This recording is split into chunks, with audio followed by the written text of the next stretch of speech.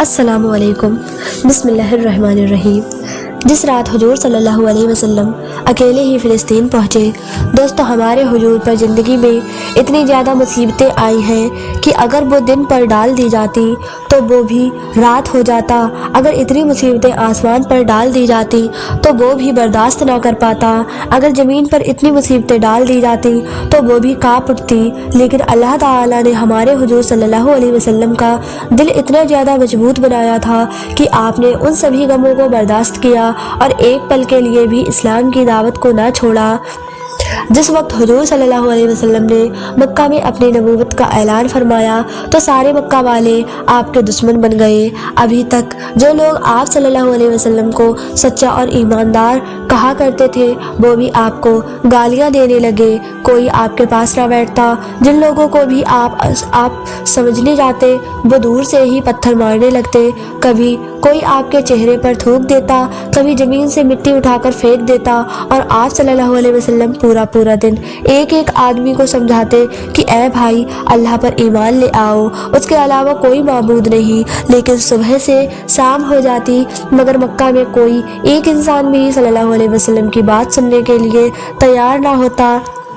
حضور صلی اللہ علیہ وسلم کا بچپن سے نہ تو کوئی بھائی تھا اور نہ ہی بہن۔ آپ صلی اللہ علیہ وسلم اپنے والد کی اکلوتی اولاد تھے۔ والد کی وفات تو آپ صلی اللہ علیہ وسلم کی پیدائش سے پہلے ہی ہو گئی تھی، اور جب آپ صلی اللہ علیہ وسلم کی عمر 6 سال ہوئی تو امی بھی چھوڑ کر چلی گئی۔ 2 سال تک دادا ابو طالب نے آپ کو پالا، لیکن اس کے بعد ان کی بھی وفات ہو گئی، اور آخر میں آپ کے سب سے ہمدرد چچا ابو طالب نے آپ کے سر پر ہاتھ رکھا اور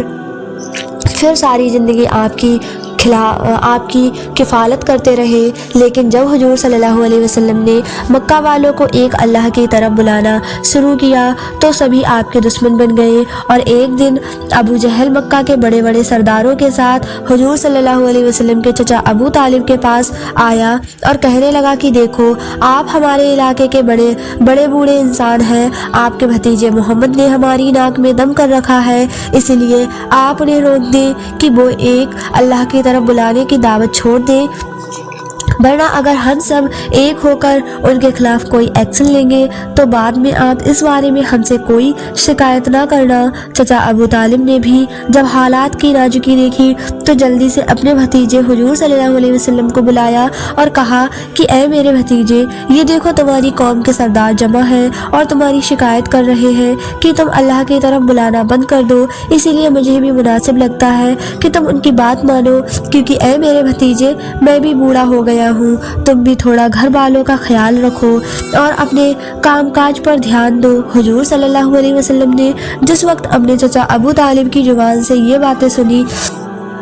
تو آنکھوں میں آنسو بھر آئے اور کہنے لگے کہ اے میرے چچا جان، اگر یہ دنیا والے میرے ایک ہاتھ میں سورج اور دوسرے ہاتھ میں چاند رکھ دے اور کہے کہ میں اللہ کی طرف بلانا چھوڑ دوں تو میں ایسا ہرگز نہیں کروں گا۔ اور اس کے بعد حضور صلی اللہ علیہ وسلم روتے ہوئے کمرے سے باہر نکل گئے تو یہ دیکھ چچا ابو طالب کا بھی دل پگھل گیا، اور بعد میں حضور صلی اللہ علیہ وسلم کو پاس بلا کر کہا کہ اے میرے بھتیجے، تم کو جو کرنا ہے کرتے رہو، میں مرتے دم تک تمہارا ساتھ نہیں چھوڑوں گا۔ لیکن اللہ کی قدرت کو تو کچھ اور ہی منظور تھا۔ اس واقعے کے کچھ ہی دنوں بعد اچانک حضور صلی اللہ علیہ وسلم کی سب سے ہمدرد بیوی حضرت خدیجہ کی وفات ہو گئی، اور اس کے کچھ ہی دنوں بعد اچانک چچا ابو طالب کی وفات ہو گئی، کہ جس کی وجہ سے آپ حضور صلی اللہ علیہ وسلم بالکل ٹوٹ کر رہ گئے، کیونکہ یہ دونوں حضرات آپ صلی اللہ علیہ وسلم کے لیے ایک ایسا سہارا تھے کہ جن کی باتوں سے حضور صلی اللہ علیہ وسلم کا دل مضبوط رہتا، لیکن اب دونوں نے ہی ایک ساتھ چھوڑ دیا۔ 4 بڑی بڑی لڑکیاں تھیں، ان کی بھی ذمہ داری اب پوری طرح آپ صلی اللہ علیہ وسلم کے اوپر آ گئی، اور دوسری طرف اللہ کا حکم تھا کہ اے میرے پیارے نبی، زندگی میں چاہے جیسے بھی حالات آئے آپ کو اسلام کی دعوت سے نہیں رکنا ہے، بلکہ برابر لوگوں کو سمجھاتے رہنا ہے۔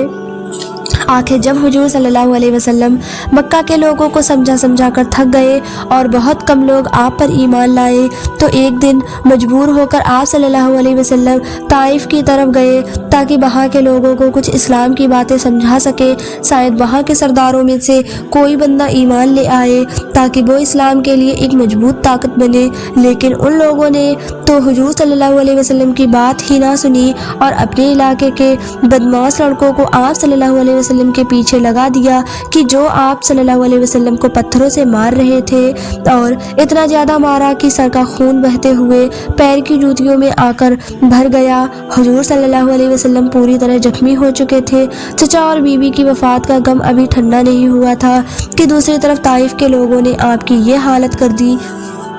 आंखों में आंसू भरे थे और आप सल्लल्लाहु अलैहि वसल्लम मायूस सर झुकाए एक बाग में बैठे अल्लाह से दुआएं कर रहे थे कि ऐ मेरे अल्लाह, आपने ये मुझे किन लोगों के हवाले कर दिया है। ये तो हर मौके पर मुझे जलील करते हैं, मुझे मारते हैं, लेकिन ऐ अल्लाह, अगर आप मुझसे नाराज़ नहीं हैं तो मुझे कोई फ़र्क नहीं पड़ता। मैं आपसे हुक्म पर ऐसे ही लोगों को समझाता रहूँगा। हुजूर सल्लल्लाहु अलैहि वसल्लम का ऐसा गम देखकर अल्लाह का अर्श भी कांप उठा और अल्लाह ने फैसला किया कि अब मैं अपने प्यारे नबी को अपने पास आसमानों पर बुलाऊंगा। आखिर जब रात हुई और हुजूर सल्लल्लाहु अलैहि वसल्लम बिस्तर पर लेटे तो अचानक हजरत जिब्रील अलैहिस्सलाम एक तेज रफ्तार सवारी लेकर आप सल्लल्लाहु अलैहि वसल्लम के पास पहुँचे और कहा कि ऐ अल्लाह के हबीब, अल्लाह ने आपको अपने पास बुलाया है। और फिर हुजूर सल्लल्लाहु अलैहि वसल्लम हजरत जिब्रील के साथ बुराक पर सवार होकर सबसे पहले फ़िलिस्तीन की मस्जिद अक्सा गए। मस्जिद अक्सा में उस वक्त सारे नबी जमा थे। अल्लाह के प्यारे हबीब हुजूर सल्लल्लाहु अलैहि वसल्लम को देखते ही तमाम नबियों ने आगे बढ़कर आपका इस्तकबाल किया और फिर हुजूर सल्लल्लाहु अलैहि वसल्लम ने सारे नबियों को 2 रकात नमाज पढ़ाई। उसके बाद आप सल्लल्लाहु अलैहि वसल्लम हजरत जिब्रील अलैहिस्सलाम के साथ मेराज के सफ़र पर गए। पहले आसमान से दूसरे आसमान, दूसरे से तीसरे और फिर इसी तरह 6 आसमान पार करके हजरत जिब्रील अलैहिस्सलाम जब हुजूर सल्लल्लाहु अलैहि वसल्लम के साथ 7वें आसमान पर पहुँचे तो वो आप सल्लल्लाहु अलैहि वसल्लम से कहने लगे कि ऐ अल्लाह के रसूल, मेरी हद बस यहीं तक है, मैं इसके आगे एक कदम भी नहीं बढ़ा सकता वरना मैं जलकर खाक हो जाऊंगा। इसीलिए अब आप जाने और आपका रब जाने। इतना कहकर हजरत जिब्रील अलैहिस्सलाम हुजूर सल्लल्लाहु अलैहि वसल्लम को इसी जगह छोड़कर वापस लौट गए और फिर अल्लाह ताला ने एक सवारी भेजकर अपने हबीब हुजूर सल्लल्लाहु अलैहि वसल्लम को अपने अर्श पर बुलाया। और जैसे ही हुजूर सल्लल्लाहु अलैहि वसल्लम अल्लाह ताला के सामने अर्श पर पहुँचे तो अल्लाह ने अपने प्यारे नबी के लिए बीच के सारे पर्दे हटा दिए और फिर जिस दम अल्लाह ताला के खूबसूरत चेहरे पर हुजूर सल्लल्लाहु अलैहि वसल्लम की नज़र पड़ी तो आप सल्लल्लाहु अलैहि वसल्लम खुशी से झूम उठे और अल्लाह की तारीफ़ करते हुए कहा कि कायनात की तमाम तारीफ़ें मेरे अल्लाह के लिए हैं, उस पर मेरा दरूद व सलाम हो। और फिर अल्लाह ताला ने भी मुस्कुराते हुए बहुत इज्जतों के साथ अपने प्यारे हबीब हुजूर सल्लल्लाहु अलैहि वसल्लम को अपने सामने अर्श पर बिठाते हुए फरमाया कि ऐ मेरे प्यारे नबी, तुम पर मेरा सलाम हो और मेरी रहमतें व बरकतें नाजिल हो। तो हुजूर सल्लल्लाहु अलैहि वसल्लम ने उस वक्त सलाम का जवाब देते हुए हम कमज़ोर उम्मतियों को भी याद रखा और कहा कि ऐ मेरे अल्लाह, मेरे ऊपर भी सलाम हो और मेरी उम्मत के नेक लोग पर भी आपका सलाम हो। आई होप दोस्तों आपको ये वीडियो अच्छी लगी होगी। हमारे चैनल को लाइक, शेयर और सब्सक्राइब करना ना भूलें ताकि आने वाली अगली वीडियो का नोटिफिकेशन आप तक पहुंच जाए। तब तक के लिए अपना बहुत सारा ख्याल रखें, दुआओं में याद रखें। अल्लाह हाफिज़।